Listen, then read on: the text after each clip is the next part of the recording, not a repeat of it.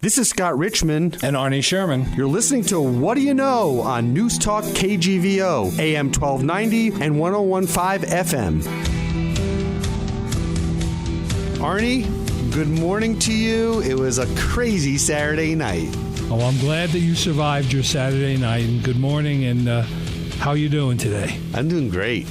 So we have a very interesting show. I like champions. We all like champions. Yes. And today we have Dr. Patti Prato, who has spent the last 10 years trying to shut down a very heinous puppy mill in Montana. Right. And just at the end of August, it was mission accomplished, and over 130 dogs were rescued. And Patty's going to be joining us and to talk about that whole ordeal and the 10-year fight, and what's happening to the dogs that were rescued, and I think it's a very emotional story with a lot of heartwarming end to it, but a long struggle to enable the rescue of these caged animals. You said heartwarming, not heartwarming. No, not heartwarming. No. Bad joke. Americans love their pets. They do. We spend over $20 billion a year on our household pets, more than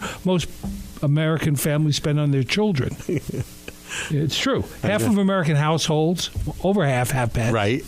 And 57% of households are childless. So there are actually more households with cats and dogs and other pets than there are with children. So everybody should be interested. Our audience should be interested in this story. And we all have stories about pets. I know you have 3 rascally dogs and a cat. Right. I have my, stories, and I'm going to share one with you in a moment. If aliens came down and turned on the internet in the United States in particular, they would think that the whole purpose of the internet was to share cat and dog pictures, because about half of what you see online is people sharing their pet stories, their pet videos, right. their pet photos. Right.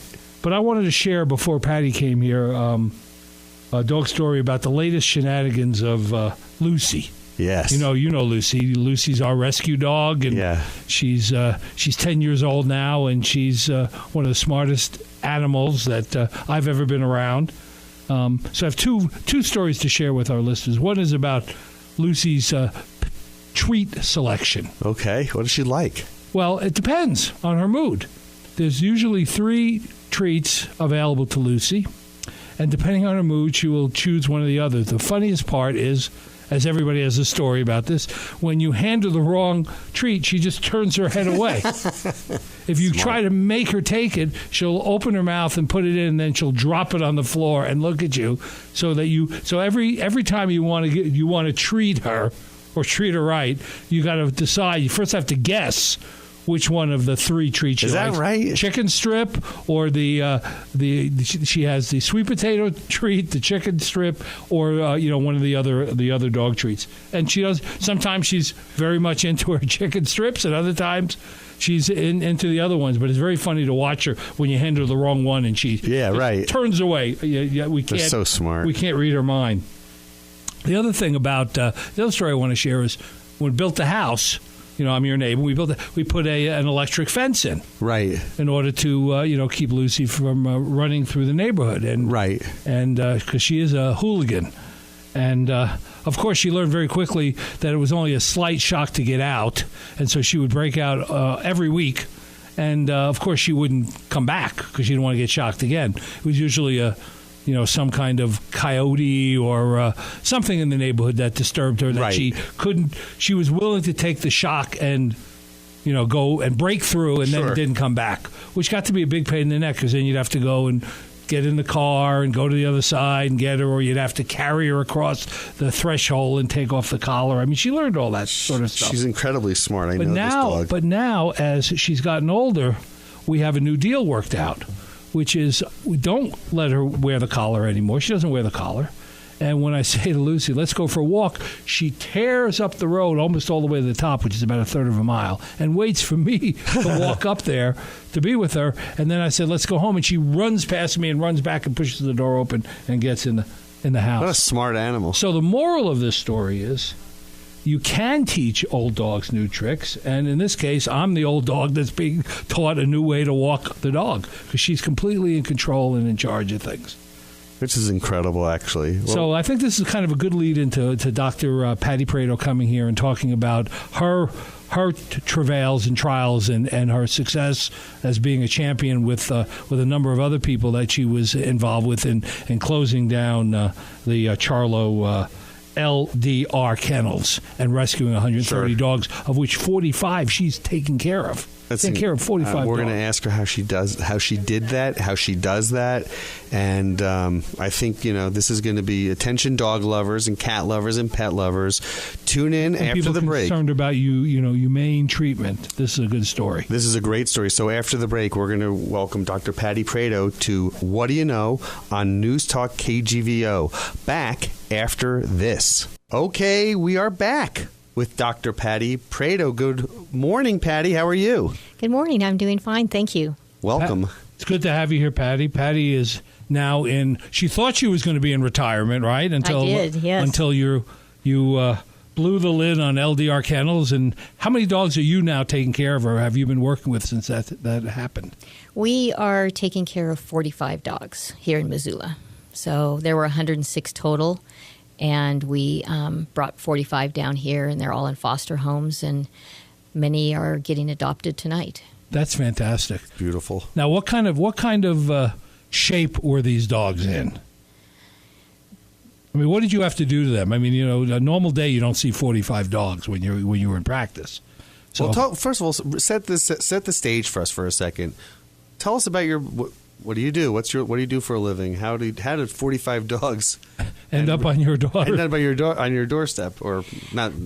Well, LDR is was a puppy mill that has been in Charlo, Montana since 2002, and they came on my radar in 2006 or 2005, September 2005, when I ran into a client who had a dog that she had gotten from there and told me that there was another dog there that was very sick. And it was a Bernese Mountain Dog, and I'd recently lost my Bernese Mountain Dog. So I called over there and asked if they would sell her to me, and I didn't really think they would.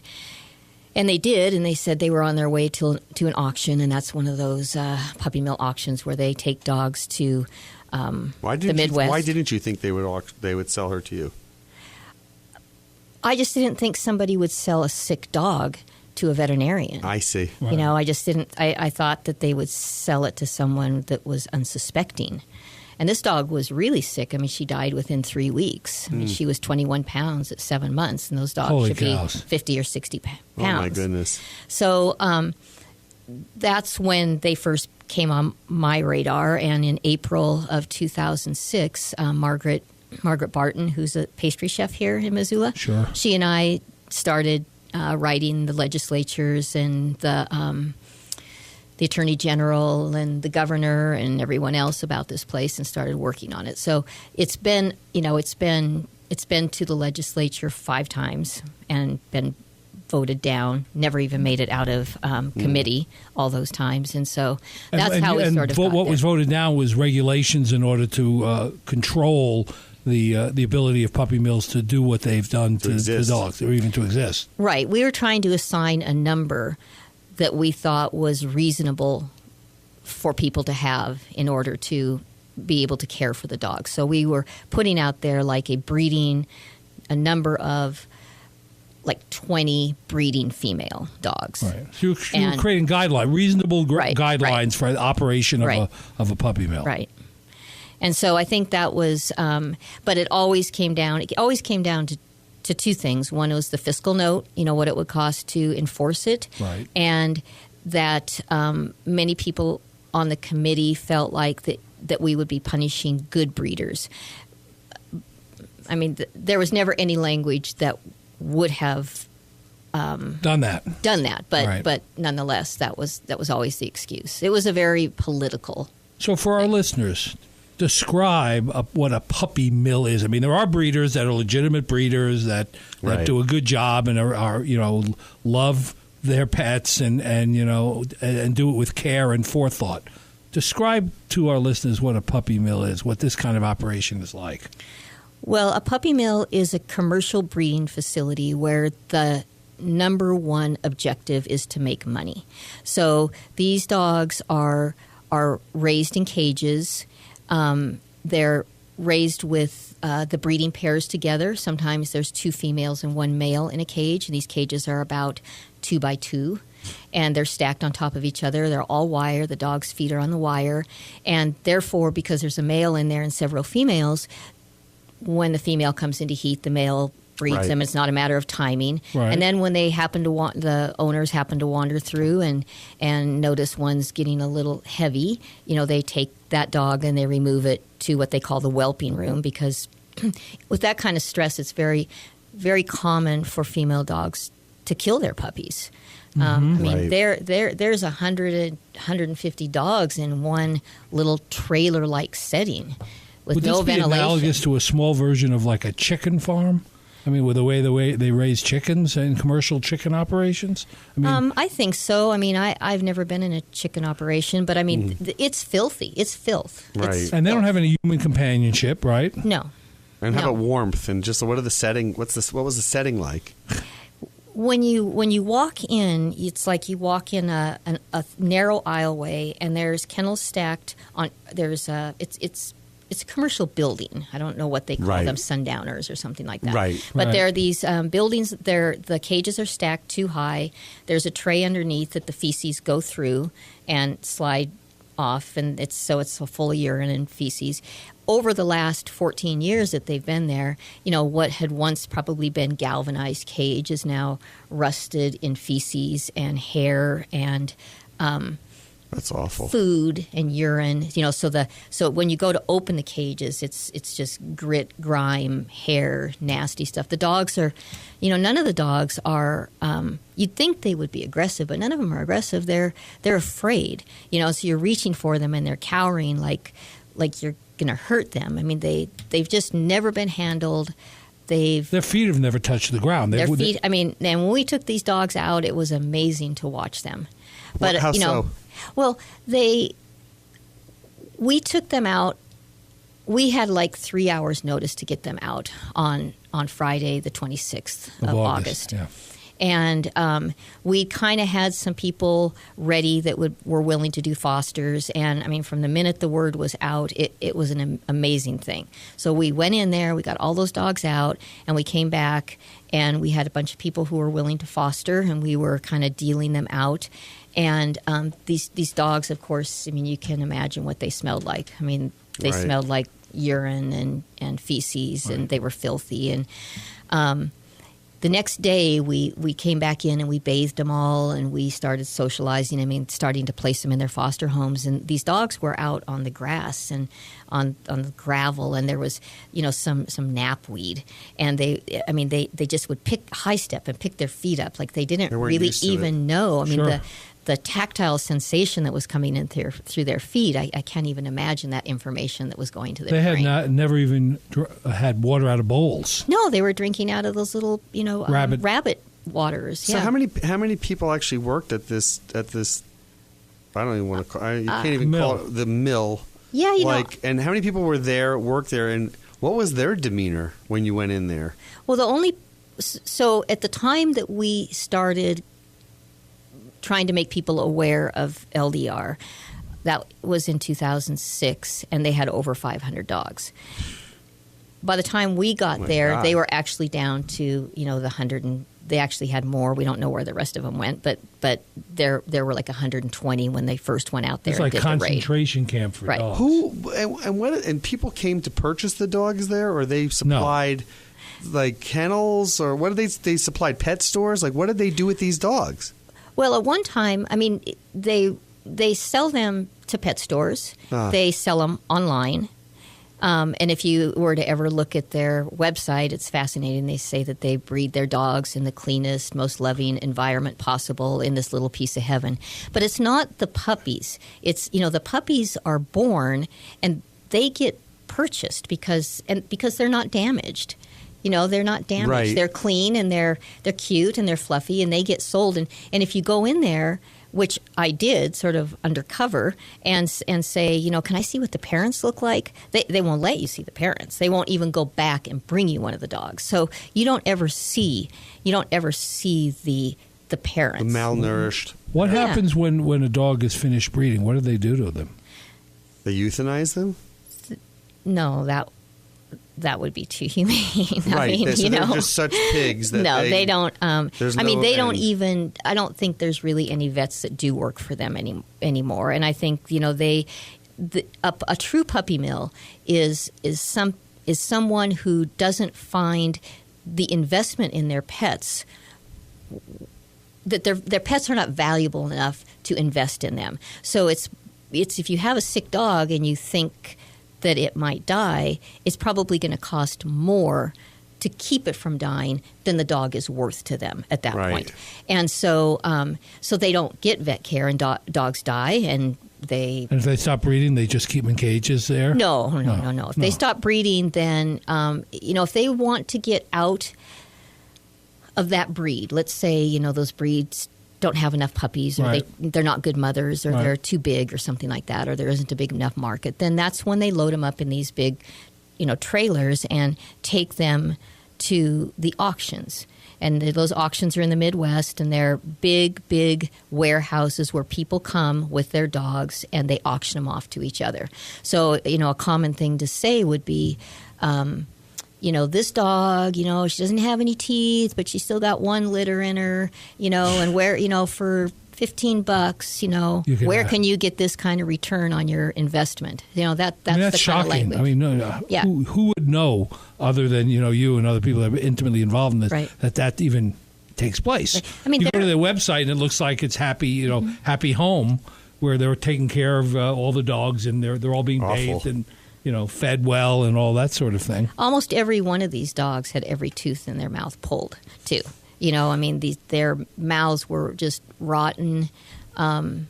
It's right. So when I said when you got to 45, so you had to pull their teeth, you had to do, you had to do surgery on some. So they all needed exams, they all needed deworming, they all needed vaccines, spaying, neutering, dentistries. They all really needed. None of them are house trained, as you can imagine. How do you house train a dog? You try to train them by crate training them. Right. Well, these dogs have lived in a cage all their life. They don't know anything about it. So it's been. The people who have taken these dogs in have been saints. Really? These dogs have never had toys. They've never slept on a bed. They've never had a blanket or any of that. They just slept on metal grades, essentially. Who's the person or the mastermind behind this puppy mill that thinks that this is okay? Like that, I'm so curious to know how something like this goes on for as long as it does. Other than yourself, who kept him in check and tried to. How does somebody operate this way? Like, how and are there other puppy mills like this? Part of what you were trying to do, was to even get inspections of these places. They hadn't been inspected, right? Well, when they were USDA certified, they were inspected annually, and they would say, like, I got information through that Freedom of Information Act, and there were a lot of, things that said, well, the ammonia smell in the building is, off the levels, and it's very hard to breathe. And so they would, the USDA would actually write down what they, in what way they did not comply, but they never would come back and make sure that they did comply.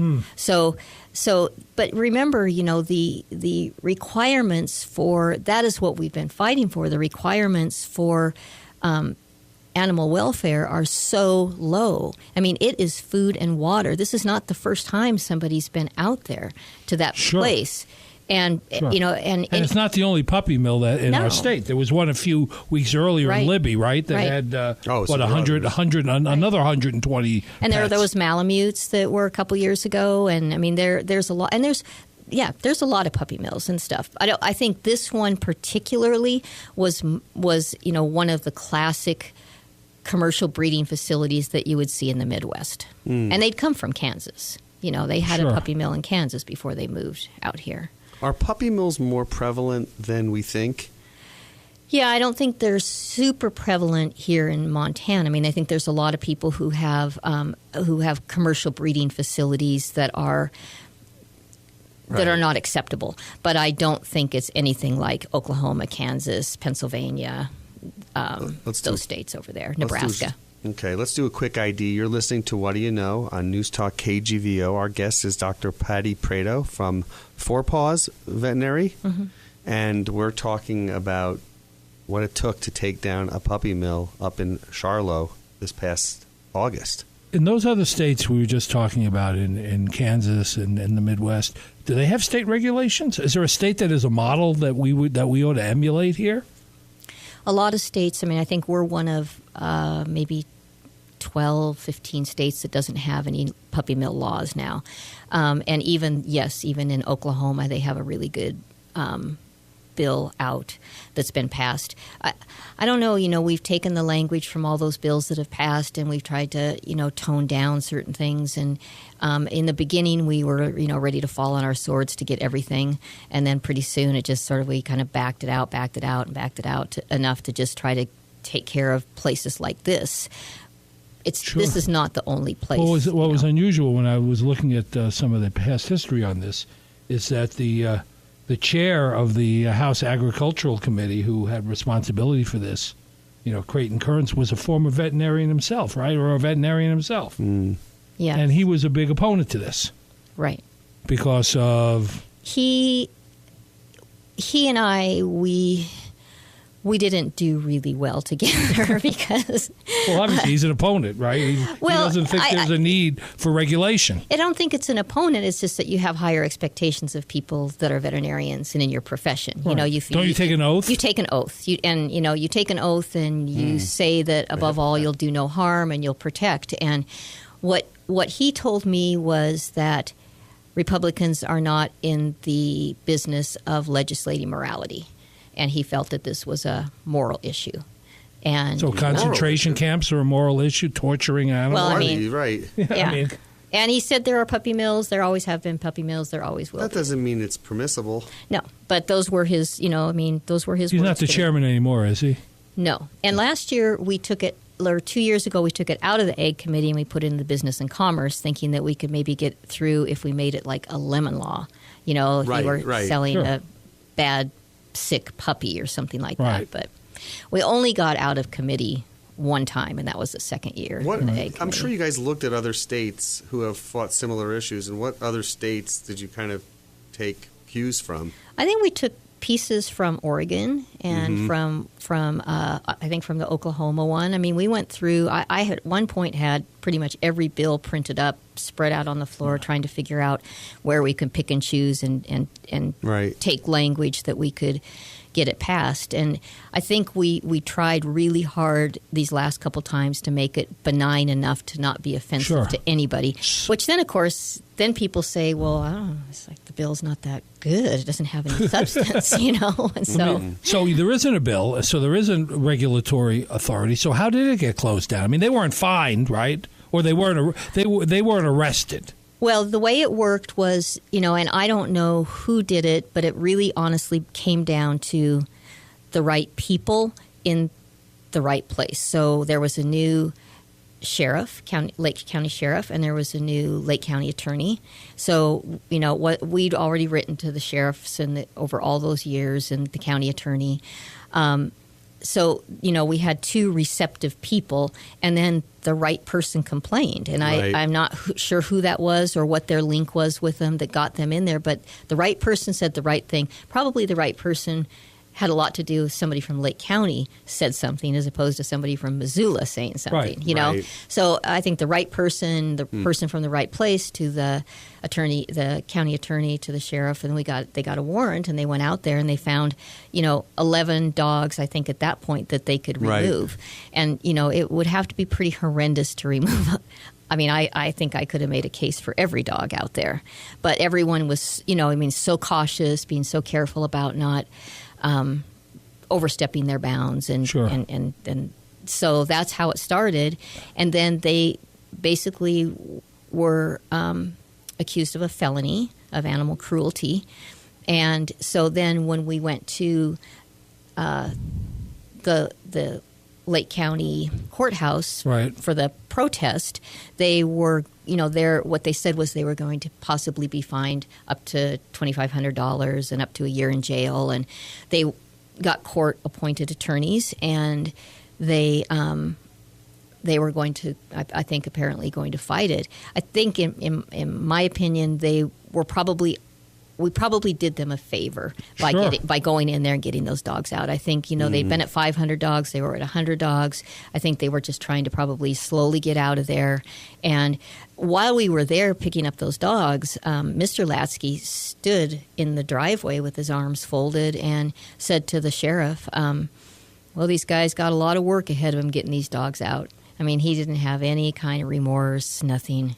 And so I think, no, they plea bargained. That's how we got the dogs. Mm-hmm. And they can have, I think, I'm amazed that you call 4 Mr. dogs Latsky. or something. Yeah, right. Yeah, Mr. Latsky. Yeah. I would have run him over myself, just to say, put him in a cage for a while, fed him with a rabbit feeder. Folks. Yeah, really. It's terrible. I mean, this is like Guantanamo for. This is awful. I mean, this is a terrible reality. How did you live with this for 10 years? I mean, you saw the place. For us, we hear about it, but you saw it. You saw it in action, and it took 10 years. That's a decade of time. I mean, it must have emotionally been a tremendous, drain and strain on you. I think I'm starting to feel that more, and I'm feeling. I mean, I basically, I have to admit, had given up on the system. I really had given up on the system. After 4 attempts, by the time we got to the 5th attempt, I couldn't even go to Helena. I couldn't say the same thing over and over and have the people in the room texting and, getting up and going and drink coffee and saying, oh, here, we're going to start talking about those sad little puppies again. And I just I was too angry to even be effective. And sure. And so, I sort of turned a lot of my energy towards youth homes, because, there are some parallels there in terms of, how kids are brought into the world, like how dogs are put into the world. So I think when it finally happened, the emotion was huge, and now we've been really, really busy trying to get everything done. And it's hard for me to, I'm trying to stay really, really focused on all the wonderful, good things that have happened for these 106 dogs. But it's really, really hard for me to get beyond the thousands of dogs that have died. Sure. Understandable completely. Our guest is Dr. Patti Prato. She is talking about tearing down the puppy mill up in Charlotte. And I have a question for you. So has this always been part of your makeup as a professional or as an individual person, where when you see things that are just so heinous and so wrong that you actually step up and try to change it and influence it? I get the sense, though, that this is not your first rodeo. Yeah, I think a lot of people think I'm kind of meek, because I'm sort of soft-spoken. Right. I want to describe her real quickly. Physically, she's 5'2", 5'3", 100 just pounds a marathon, a marathon runner. She's very, but she has steel blue eyes, and they're piercing, and you know that she's determined, and that's the thing that I think is why I'm asking that question. Like that, this is Patti very also focused. Is retired now. Of course, she's not retired. She's taking care of 45 I don't dogs. think there's retirement here. No, but she was our vet, and took care of all of our dogs. She's fabulous. Kathy's vet. my vet too. Yeah, right. I mean, she's our vet. You are my vet, right? I am your vet. That's right. I know. Kathy takes the dogs and the cat. Who's your favorite, by the way? So let me take this even one step further. How did you get into being a veterinarian? What was the process? Did you know from early on that you wanted to do this, or how did you enter the profession? No, I'm one of those people that comes around to things slowly. I mean, I got my degree, undergraduate degree in German and philosophy, and then I traveled. Sprechen Sie nur wenig Deutsch. Where was that from? Central Washington University. Okay. And then I traveled for a couple years, and then I moved to Juneau, Alaska, and I worked, I was a river guide and a trail cutter and a ski patrol, and then I turned 30, and I'm like, oh my God, going to have to do something else with my life. I think I'll be a vet. And I didn't have, I had a liberal arts degree, so I had to go back and do 2 years of science, get all my science prerequisites. And I was lucky I got in the first year, and that's how. Where did you go to veterinary school? Oregon State. Very competitive. That's a very competitive field. It is, and it's a great field. It's not an easy field. Sure. It's not an easy job. William Richmond, if you're listening, I want him to be a vet. I really do. That's his son. Yeah. You know William. I do. He's Willie. I do. I want him to be a vet because he loves animals and he's got such a gentle way with the animals, and I just think he would. And he's smart. So let me switch gears a little. You're working with 45 dogs a year, and they all had to have their teeth pulled, and they all need. Is there a receptive community for adoption for these dogs?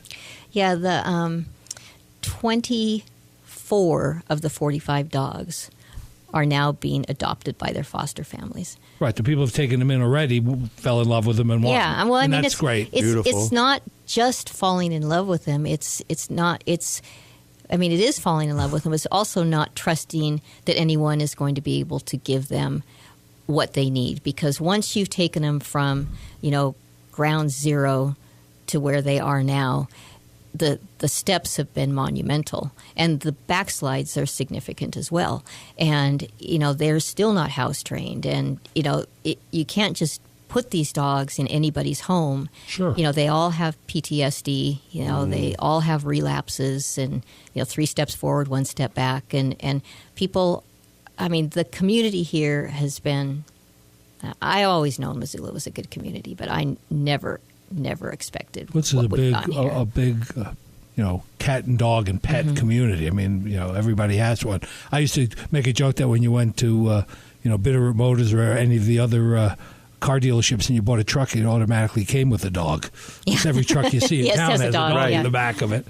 So, did you video this? Do you have did you create a visual record of this to be able to show legislatures in the future exactly what they missed in their deliberations? No, unfortunately, when we went in there before we got the dogs, I had an opportunity to go in one more time to count the dogs and categorize them, catalog them, and know where everybody was and everything. And we weren't allowed to take pictures or anything. And then at the time of the of removal, when we removed them, I took a lot of pictures, but I didn't video them. At least you have some record of this. And we have pictures of dogs. Because I sense we're not going to give up on trying to get legislation here to keep this from happening. No, if we can keep everybody's anger up, and we can keep everybody focused on the prize, I think we can do it this year because I think there's going to be enough pressure on the legislatures to do something. How many other mills are there in Montana? I bet there's 20 to 30. Wow. That's crazy. Yeah. So back to the initial question. So this is not your first rodeo. What else have you done in your, What other causes are you passionate about? Because I get a sneaking suspicion that that's kind of part and parcel to kind of how you operate, which is beautiful and it's great, and people need the advocacy. Well, and I don't think that dogs need the advocacy. Have done anything, I think I'm just one of those people that truly believes somebody should stand up for what's wrong. I have a real strong sense of what's right and wrong, and I'm, of course, right. Well, you're right. You're clearly right on this, but most people would not persevere for 10 years on this. Well, I can't imagine. I would have blown a gasket, by now on this issue, right? Or taken, No, I think that there are. I've just never been afraid of the repercussions of standing up for somebody. I've just never felt worried that it would affect my business.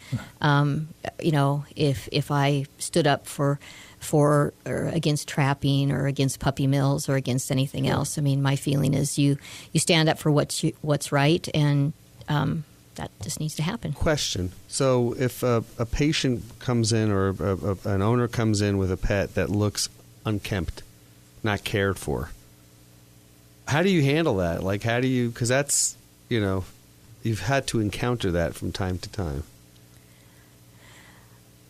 I mean, people who come in have all sorts of economic issues. And so I don't feel like, if I look at a dog and I think that it doesn't look like it's received good care, as in, it's maybe had some abuse or neglected, then, I will speak up to that person. I would never report them. I mean, I would say, is there something that we can do to help you? Sure. Or, right. Is there something there have been some cases where, I've gotten right into people's faces, and I've had people raise their hand to me.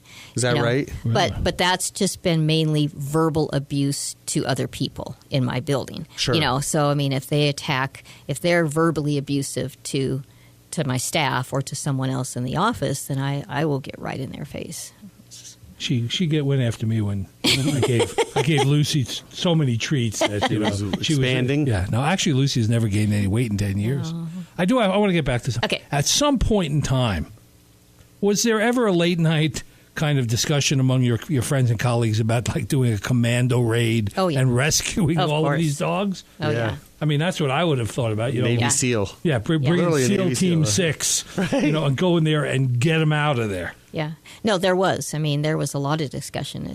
Could we go, there's a closed gate, there's a lot of dogs. How do you get 500 dogs out? I mean, there was always that thought, maybe we ought to try to do that. But logistically, that would have been impossible. Not possible. On a dark, narrow road, in Charlotte. It's not like you wouldn't be noticed. No.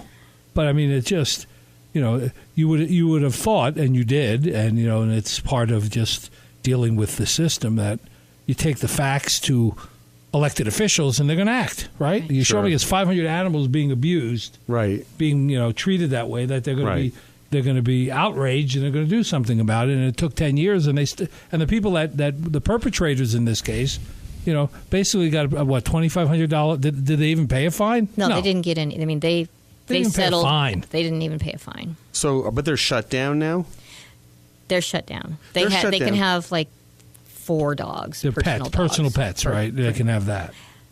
They can have personal pets, but they're not allowed to operate another kennel or right for 10 years. For 10 years, right? But I don't think they'll do it in 10 years. They're older. They're on to.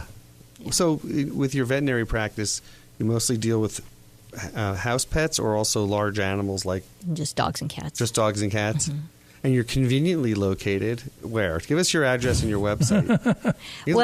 But I retired, so I'm no longer there. So Four Paws is still there, but Patty is no longer the vet. Oh, but they're a new team in charge. I see, got it. But Patty's got taken care of 45 other dogs. How do you deal with 45 other dogs? Well, they're spread. They're spread out in the community. So you do check in on them, I'm sure. Yeah, I mean we're once they've gotten spayed and neutered. I mean, the last 3 weeks have been pretty intense trying to get them their medical care. How do people get in touch with you, by the way? Do you have a Facebook page or a? Yeah, there is actually a Facebook page that says Missoula Lake County Foster Care, and so anybody who wants to be involved in that foster can go on there. Okay. And be. And Lifesavers, this is all done through Lifesavers. We're just sort of the Missoula component of it. So, if people want to donate to Lifesavers them and Paulson has a website in there. Lifesavers Animal Rescue. And what could people do who are listening to this show if they're interested in participating? Can they donate?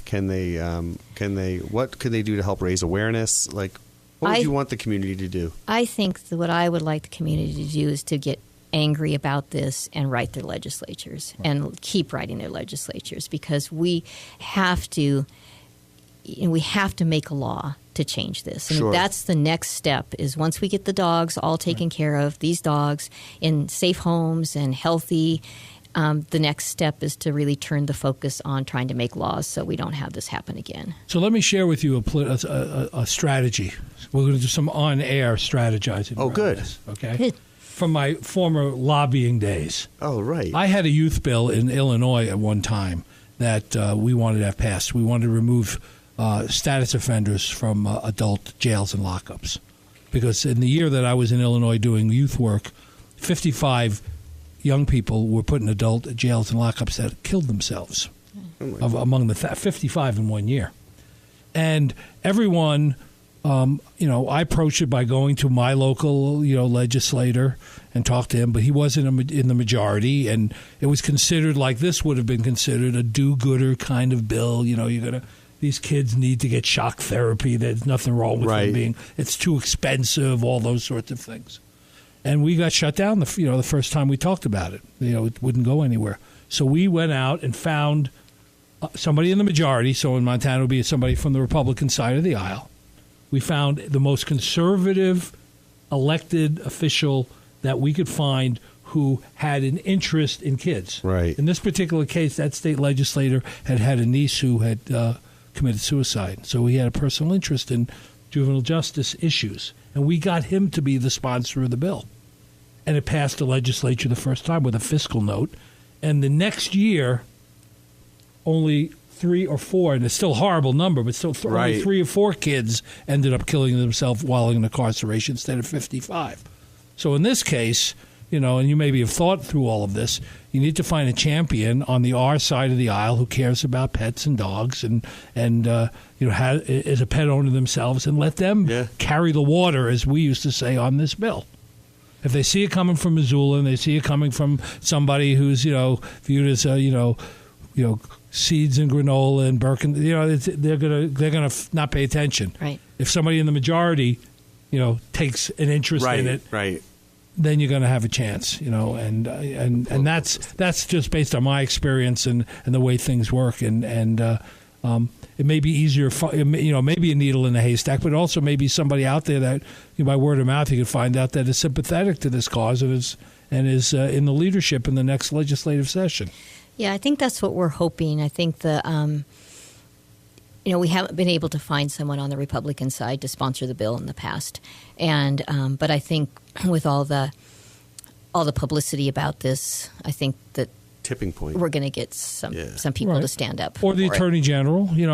Somebody on that side that we can. You might have to get somebody who's friends. There's a whole strategy on how you figure out how do you get them to pay attention.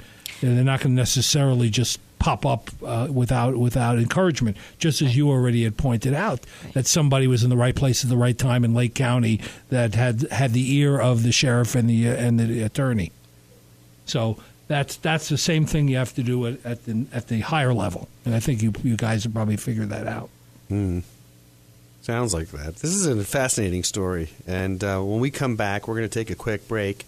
We'll have a closing segment with Dr. Patti Prato, and we'll take it on to a lighter note. We'll be back after this on What Do You Know on Newstalk KGVO. We're back.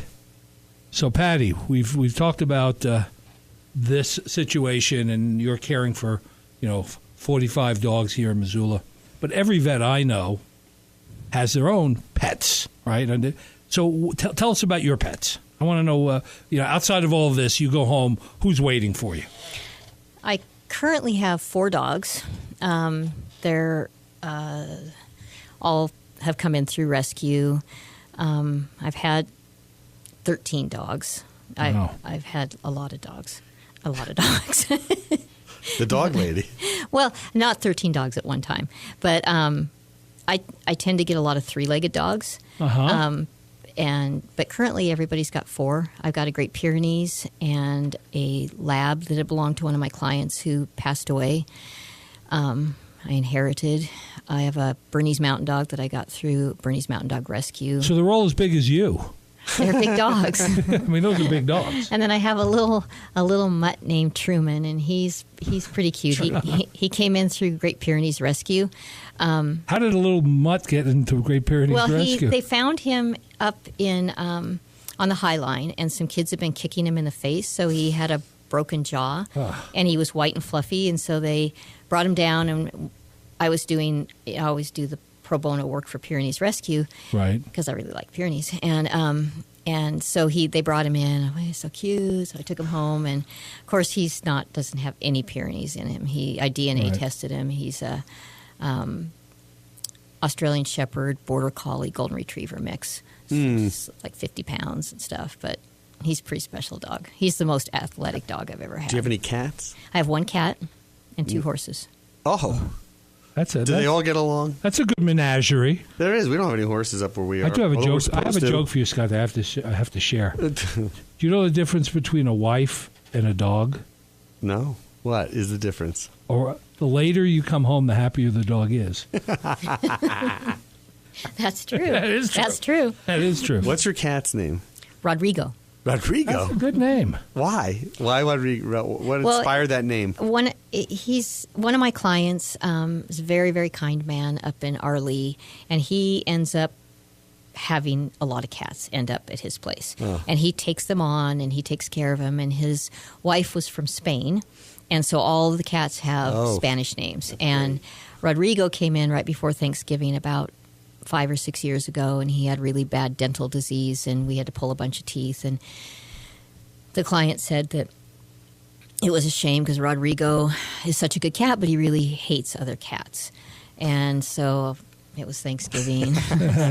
Why don't I just take him home? The soft touch. Patti Prato, the soft touch. Yeah, so he came home, and he's a great cat. He's a great cat, but he does not like other cats. So in your practice, you already indicated you work with cats and dogs. But when you were at Oregon State in medical school, what was the biggest animal that you worked on as going through school? Well, I worked for a parasitologist. So when I was in vet school, so we worked on a lot of wild animals like the bighorn sheep. We did the bighorn sheep, and that was probably the biggest animal.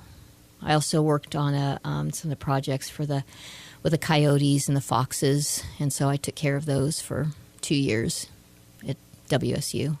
So that must have been fascinating. Yeah, speaking of coyote and foxes and birds of prey, what should pet owners do to ensure that their house pets don't fall victim to natural predators? Natural predators. So little bitty dogs and like when my cat went outside, got hammered. He got grabbed by something, right? So what are we supposed to do? Not let him stay out all night? Well, I think that yes. I think the cats. It's hard because cats are nocturnal, so they want to be out at night and they want to sleep all day. But really, cats should be in at night. Yes. What time? What's the time? We tell Oliver 7:00. His curfew. Yeah, Oliver doesn't pay any attention to He really doesn't, because he meows in the morning and he's scratching at the window, and I'm like, dude, you got to get in before sundown. So yeah, I mean, I think before dark. I mean, that's why, if the cat likes to eat wet food, feeding him that wet food at night is good, because they'll always usually come home to get that treat, or to have a little treat at night. I got to tell Kathy that. Yeah. Well, I'll tell you, in the case of Einstein, my cat, all you have to do is shake the treat box if he's outside, and he just comes flying in the front door. Cats are very smart, though. Are cats smarter than dogs? Oh, yeah. Cats are smarter than dogs. They are, right? I think that way too. I know Ollie gets it. Yeah, they're. Why? I think they're just because they've been domesticated for a shorter amount of time. So I think they run a lot more on instinct. Dogs they rely on their instinct, but they also rely on their interaction with people, and they take their cues from people. Sure. And cats just don't take their cues from people. The most well-known and popular animal on internet is the grumpy cat, right? Oh, right, yeah. Right. And everybody loves the grumpy cat. And I know the things that they put on there that he's thinking. I know my cat thinks the same thing. I know if my cat was bigger than me, he'd be completely in control of the household. And you have an orange tabby. I have an orange tabby, and they're both vocal. They're both smart. They're both social. Both pain in the neck. They're both pains in the tushies. But is that kind of the breed? Everybody loves orange tabbies. Yeah, well, they talk all the time. Yeah, they're very, very affectionate. Yeah. Walks alongside your cousin Eileen loved Yeah. Einstein. Yeah, Einstein was. I named him that because he was, doing super equations when I first got him, and he was a smart cat. Theory of relativity. All right. Well, look, this has been Patti. This has been fantastic. Delightful. Thank you. Glad you came in and shared the horrible story with a good ending, and hopefully there are going to be more good endings in the future. Thank you. Question. Arnie, I have one announcement I want to make, which is this coming Monday night at 7 p.m., 7 to 8:30, or to 9 actually, at Imagination Brewing. Newstalk KGVO is going to be hosting a viewing party. It's called the Common Ground Viewing Party for the presidential debate. And so that'll be at Imagination Brewing It's from 7 to 9, Monday the 26th. And then we're going to host an event there, each of the vice presidential debate as well as the 2 other presidential debates. Going to need a lot of beer for that to watch through all of those. We're going to have a few food trucks there. It'll be good conversation. So I invite you, Dr. Prato, I invite you too. And Arnie, I'll see you next week with our guest is... I think we're going to have Rabbi Barry Nash come on and talk to us about the origins of Judaism and what the heck he's doing here in Montana. The eve of Rosh Hashanah and the high holidays, right? As we call them, Jewish New Year and the high holidays. Okay, Arnie, I'll see you next Sunday. Take care. Thank you for listening to What Do You Know? I can't wait for the next show, Scott. I'm excited too, Arnie. If you'd like to suggest a guest, send me an email at scottrichmond@townsquaremedia.com. We'll see you next week. And thanks for listening to Newstalk KGVO, AM 1290, 101.5 FM, and newstalkkgvo.com.